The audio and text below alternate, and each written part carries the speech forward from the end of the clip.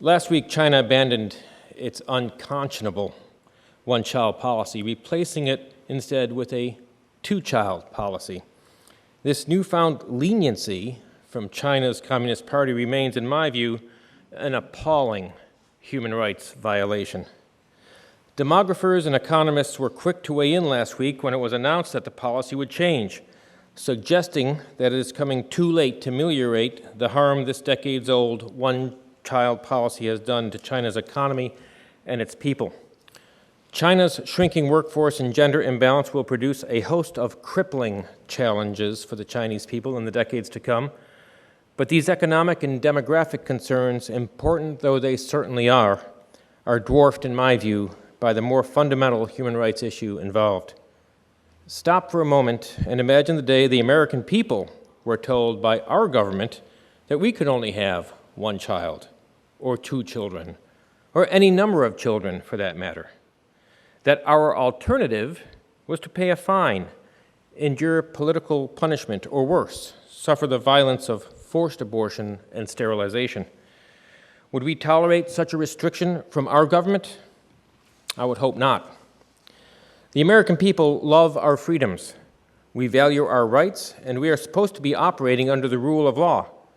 In our democratic republic, we strive to create laws that foster and protect our liberties rather than laws that restrict or undermine our natural rights. I'm reminded of the witness of Dr. Martin Luther King and the analysis of the law that he put in his letter from the Birmingham jail regarding just and unjust laws. An unjust law is no law at all, Dr. King stated. A law that limits how many children a couple may have, I would argue, is inherently unjust. This principle of natural law is not limited to the United States. It is universal, and it applies to China as well. All members of the human race yearn for freedom. All members of the human race have a natural right to form and raise a family according to their conscience. All members of the human race have a natural right to educate their children and through the dignity of work provide for their families. Free peoples understand the truth that government, or the state, exists to serve the needs of the people, not the other way around, and to create an environment in which both human freedom and the economy can flourish. In China's communist regime, the warped understanding is that the technocratic government elites, state institutions, and the entire legal system exist to dominate the people.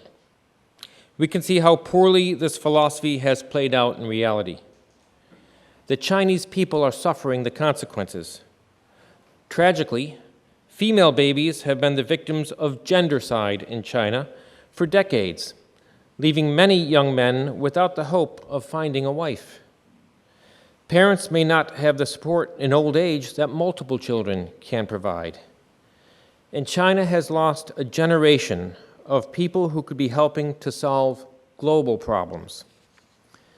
The alarms economists and demographers have been sounding regarding the long-term ramifications of China's oppressive one-child policy may not have been heeded soon enough to ease the strain on China's pension and healthcare systems or to reinvigorate the country's economic vitality.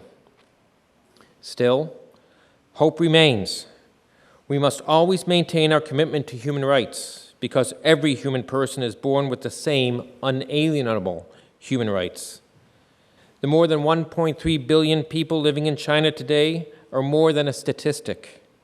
They are individuals with hopes, dreams, and dignity, created like us by a creator with unalienable rights to life, liberty, and the pursuit of happiness. By the same token, all members of the human race have responsibilities to one another. As a member of Congress, I take my responsibility to denounce and shed light on human rights violations around the world very seriously. By what legitimate authority does the Chinese government tell its people how many children they may have? Of course, this policy is completely illegitimate. But where oppression abounds, we often find voices of hope. The same cultural context and government that crushed the spirit of its own people with its one-child policy inadvertently produced Chen Guocheng, the heroic human rights activist and lawyer who, together with his wife, Wan Wei-jing, endured beatings, torture, and imprisonment for the sake of defending human rights. Chen's life and work shed much light on the brutality resulting from China's one-child policy. He exposed the truth of more than 130,000 forced abortions and sterilizations in his home province in 2005. The Communist Party in Beijing did not want a mirror being held up to its injustices, and thus allowed local party officials to detain and harass him as well as members of his family. We must always stand with individuals like Chen Guocheng, other heroic activists like him, and the Chinese people who endure so many severe injustices from their own government. I thank all of you for the research and work you are doing regarding China, and I look forward to working with you to ensure that China one day becomes a nation where human rights are protected and not violated. Thank you so much.